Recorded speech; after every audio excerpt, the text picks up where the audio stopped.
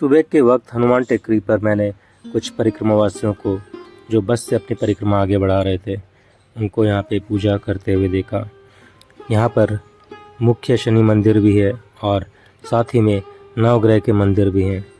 ये अभी तक का परिक्रमा के दौरान पहला मुझे नवग्रह का मंदिर किसी आश्रम में देखने को मिला। सुबह में मैंने मंदिरों में अपना ध्यान साधना करी, सभी मंदिरों में दर्शन करे और फिर परिक्रमा को आगे बढ़ाया।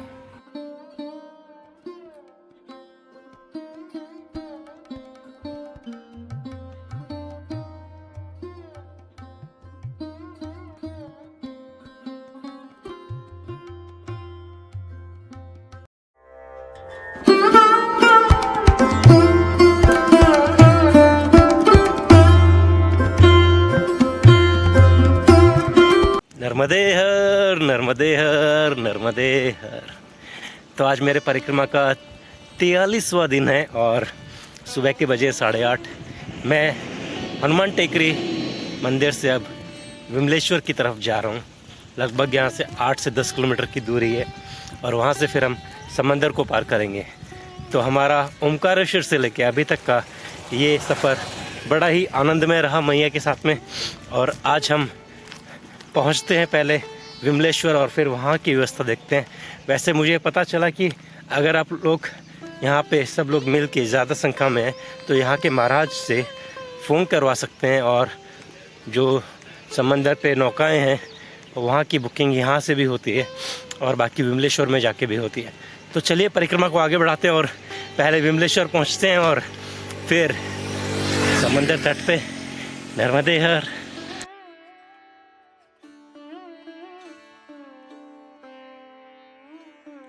आज भी परिक्रमा के दौरान हम लोग मुख्य सड़क पे ही आगे बढ़ रहे थे। हालांकि दोनों तरफ बीच बीच में कुछ खेत, थोड़ा पानी, ठहरा हुआ पानी नज़र आ रहे थे। बस स्टैंड भी हमें नज़र आया, लेकिन हमें किसी प्रकार की कोई ऐसी दुकान नहीं मिली जहाँ से हम अपना बाल भोग ले सकें या चाय बिस्किट नाश्ता कुछ कर सकें।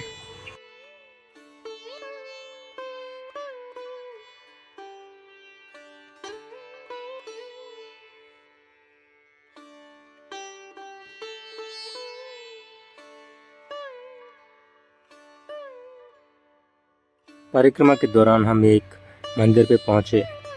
यहाँ से विमलेश्वर महादेव लगभग 1.5 से 2 किलोमीटर की दूरी पे ही हैं। हम लोग परिक्रमा को आगे बढ़ाते हुए आखिर में विमलेश्वर महादेव पहुँच ही गए। दूर से देखते हैं विमलेश्वर महादेव ने हमें बिल्कुल आकर्षित करा और दिल एकदम प्रसन्न हो रहा कि हम आखिरी छोर पर हैं। तो ये वो आखिरी पड़ाव जहाँ पर हमें लगभग सब लोग मिलेंगे जो बीच बीच में बिछड़ रहे थे। तो चलिए और देखते हैं यहाँ पे कौन कौन है। नर्मदे हर। कैसे हो आंटी?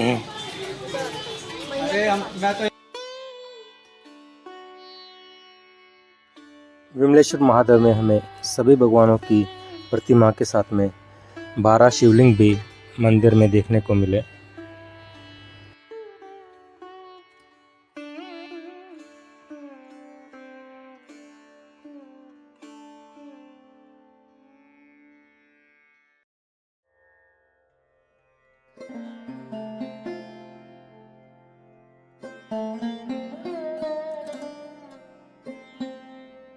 प्रसादत लभते परमं रूपं शिवेन सह मोदते मनसा चिन्तति कार्य तत्सर्वं सफलं भवेत्। नारदाद्य श्रीगणाचार्ये तपोगणा भवन्तु यजमानस्य आशीर्वादः परायणामः। ओम गुप्तेश्वर महादेव की जय।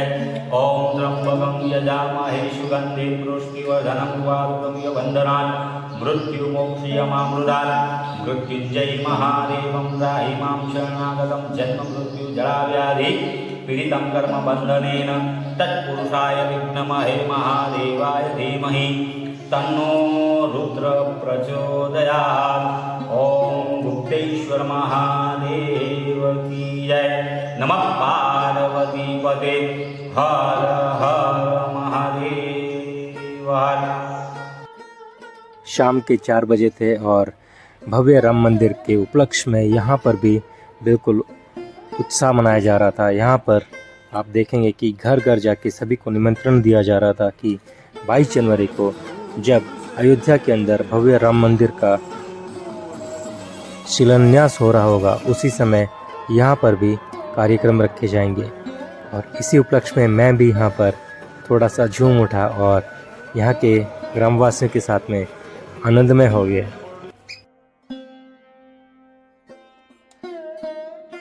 आश्रम के अलावा यहाँ पर पास ही में एक बिरला हाउस है, जहाँ पर थोड़ा सी किराए में आपको थोड़ी सी अधिक सुविधाएं मिल जाती हैं। यहाँ पर 50 रुपये में पर बेड हॉल के अंदर चार्ज करा जाता है, और अगर आप रूम लेते हैं तो आपको यहाँ पे 1200 रुपये 2 आदमियों के देने होते हैं। क्योंकि रात में परिक्रमा को आगे बढ़ाना था और समंदर तट पे जाना था, तो रात भर इसी तरह से कुछ न कुछ कार्यक्रम चलते रहे और सभी लोग जागरण करते रहे।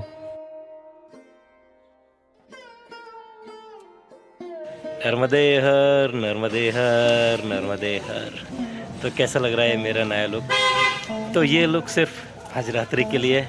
रात के बजे 2 और हम लोग विमलेश्वर महादेव पे हैं और हम लोग समंदर के पास पहुंच रहे हैं अपनी नौका पकड़ने। हालांकि उसका वक्त 3:30-4 बजे रहेगा, पर यहाँ से लगभग 2-2.5 किलोमीटर की दूरी है जो कि हमें पैदल तय करनी है। तो हम परिक्रमा में धीरे धीरे बढ़ते हैं और पहुँचते हैं विमलेश्वर के समंदर तट पे। रात्रि का वक्त था और परिक्रमा के दौरान बिल्कुल घने घंघोर इस काले आकाश में टिमटिमाते ये तारे हमें यहाँ नज़र आ रहे थे। हम धीरे धीरे अपने टॉर्च की रोशनी में सड़क के दोनों किनारे पे देख रहे थे कि समंदर का पानी कहीं अंदर तो आना शुरू नहीं हुआ। जब हम बिल्कुल समंदर तट तक पहुँचे तो हमने पाया कि यहाँ पे नौकाएं हमारा इंतज़ार कर रही थी। ये छोटी नौकाएं जिसके अंदर 100 परिक्रमावासी एक साथ इस तट से दूसरी तट पर जाएंगे। परिक्रमावासी यहाँ पे बेहद ही उत्सुक थे कि कब नौका वाला हमें बुलाए और कब हम परिक्रमावासी इस नौका में जाके बैठें और हमारी परिक्रमा दक्षिण तट से उत्तर तट की ओर पहुँचे। कुछ कुछ वक्त में यहाँ परिक्रमावासी उत्साहित होते तो कुछ कुछ वक्त में यहाँ पे भजन कीर्तन करना शुरू कर दिया।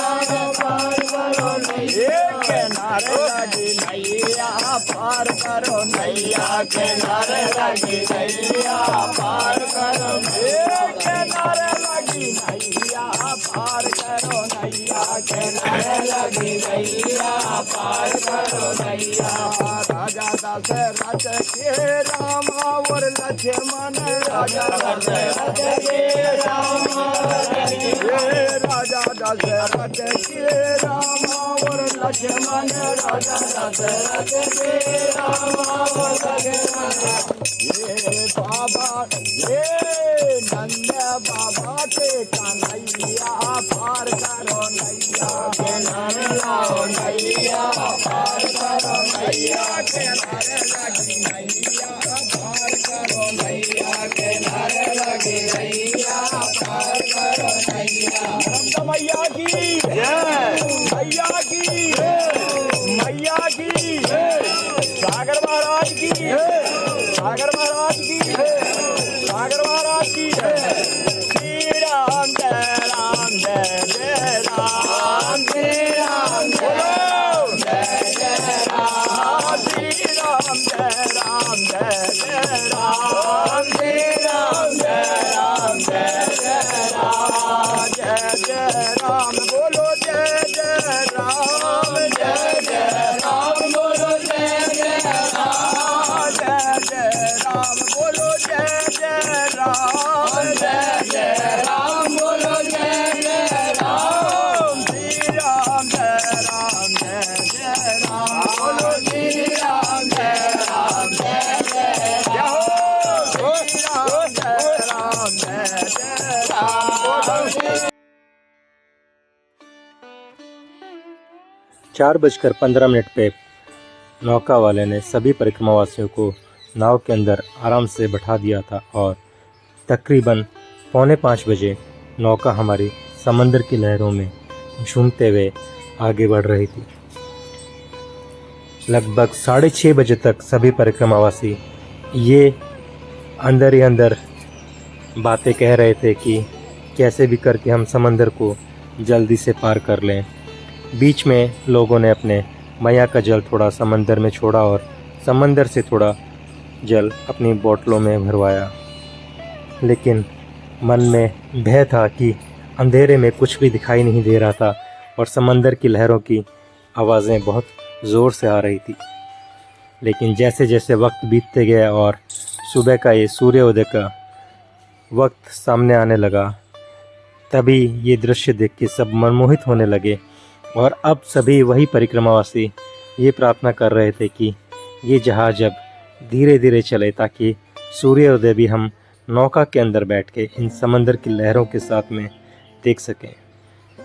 बेहद ही मनमोहक दृश्य था ये, लेकिन समंदर की लहरें और जहाज़ की गति दोनों ही थमने का नाम नहीं ले रही थी और जितनी हम इच्छा कर रहे थे कि सूर्योदय को यहाँ समंदर में देखें, उतनी ही तेज़ गति से हमारी धड़कनों के साथ हम बिल्कुल मीठी तलाई के तट पे पहुँचने जा रहे थे।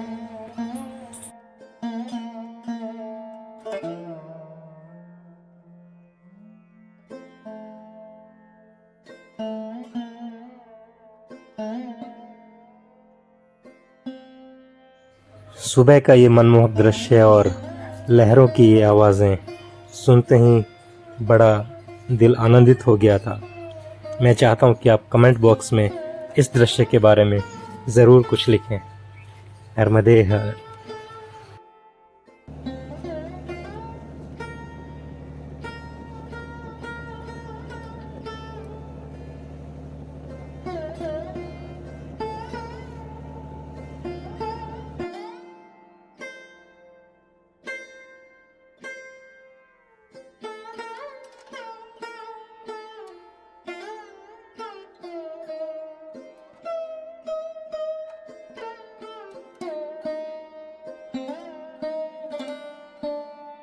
नर्मदे हर, नर्मदे हर, नर्मदे हर। तो आज है मकर संक्रांति और इसको गुजरात में उत्तरायण भी कहते हैं। इस दिन सूर्य जो है उत्तर की तरफ बढ़ना शुरू हो जाता है और मैं अपनी ये परिक्रमा, नर्मदा परिक्रमा जो दक्षिण तट पे था, आज मैं समंदर पार करके उत्तरायण के दिन उत्तर तट पे आ गया हूँ। ऐसा भी कहा जाता है कि दक्षिण तट पे जो है पितृ देव रहते हैं और इस तरफ में देवताओं की पूजा होती है, तो ये देवभूमि है। तो अब मेरी परिक्रमा जो है देवभूमि पे आगे बढ़ेगी। आप सबको उत्तरायण की मकर संक्रांति की बधाई हो। सुबह में लगभग 4:55 पे हम लोगों ने वहाँ से जो नौका है उससे अपनी परिक्रमा शुरू करी थी। नौका के अंदर लगभग 100 परिक्रमावासी थे और लगभग 7:10 पे हम लोग यहाँ पर मीठी तलाई पर पहुँच गए थे। तो बहुत ही आनंदमय ये पूरा आज का सफ़र रहा और अभी हम आगे बढ़ते हैं और आश्रम पे पहुँचते हैं। उससे पहले आपको सुबह के जो मनमोहक दृश्य है वो दिखाता हूँ और फिर शायद आज आराम करें या परिक्रमा को आगे बढ़ाएं। अभी कुछ नहीं हो सकता, तो रात भर जगह है, तो देखते हैं। नर्मदे हर।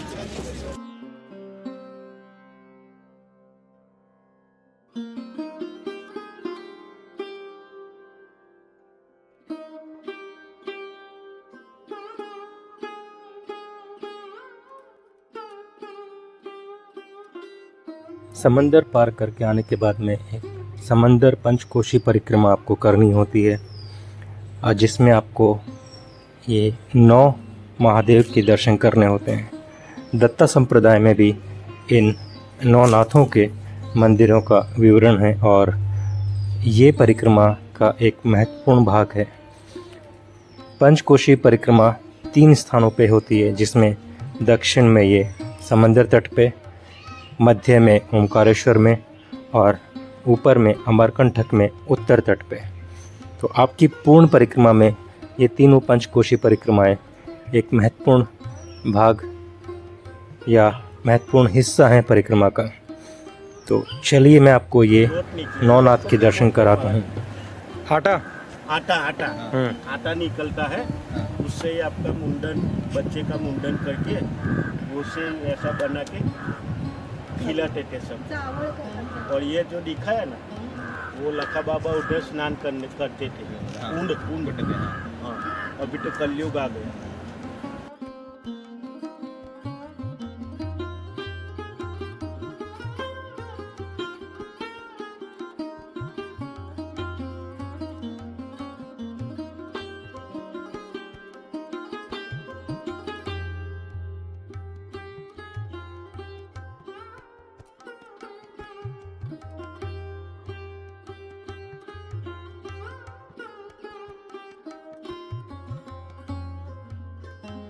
यहाँ पे हमने लौटे हुए महादेव के भी दर्शन करे। पुराणों में कहा गया है कि जब यहाँ पे महादेव लौट गए थे, मतलब लेट गए थे, तो 2 भाग में हो गए थे और इसलिए ये शिवलिंग आपको 2 भागों में देखने को मिला। परिक्रमा के दौरान हम कई अन्य स्थानों पे भी गए और वहाँ पे भी जलाभिषेक करा।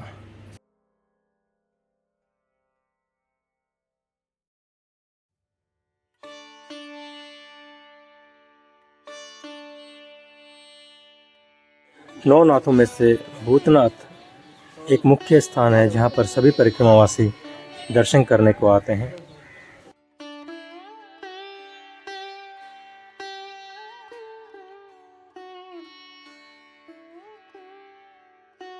हालांकि मंदिर में अभी कार्य चल रहा है और मंदिर का पुनर्निर्माण हो रहा है। आप यहाँ पाएंगे कि यहाँ पे 3 शिवलिंग है। यहाँ के बारे में ये भी कहा जाता है कि यहाँ पर जो महंत हैं वो पक्षियों को, पशुओं को उनके नाम से बुलाते हैं और बुलाने पे वो पक्षी और पशु दौड़ के आते हैं और उन्हें वो भोजन कराते हैं। पांडव लोगों का ये स्वयं शंभू है। वो प्राण प्रतिष्ठा वाले नहीं, स्वयं शंभू है। अब इसका जीवन उद्धार हो रहा है। अभी आज कितने बरस हो गए वहाँ तप करते थे, कितने 1000 बरस हो गए। महाभारत का समय का बात है। ऐसे रहो फिर। ये उत्तर तट का पहला स्थान है। वो नहीं है, वो भीम कुंड है, वो सामने नहीं था। अभी तुम इधर से जाओगे ना, यहाँ से सीधे जाओगे तो आपको नमक की खेती में निर्माण मिलेगा। नमक निर्माण। भूतनाथ जी कैसे आए यहाँ? है? भूतनाथ जी यहाँ कैसे आए? अरे इनका नाम एक्चुअली भूतेश्वर महादेव। हाँ, भूतनाथ भूतनाथ हम तुम बोलते हैं। अरे यार। जब पांडव वनवास में थे तो पांडव यहाँ पर आए थे और इस भूतनाथ मंदिर के पास में यहाँ पर इन्होंने एक तालाब का गड्ढा खोदा था जहाँ पर मीठा पानी निकला था। आप समझ सकते हैं कि चारों तरफ समंदर के होने के कारण मीठे पानी का मिलना अपने आप में एक संजोग है।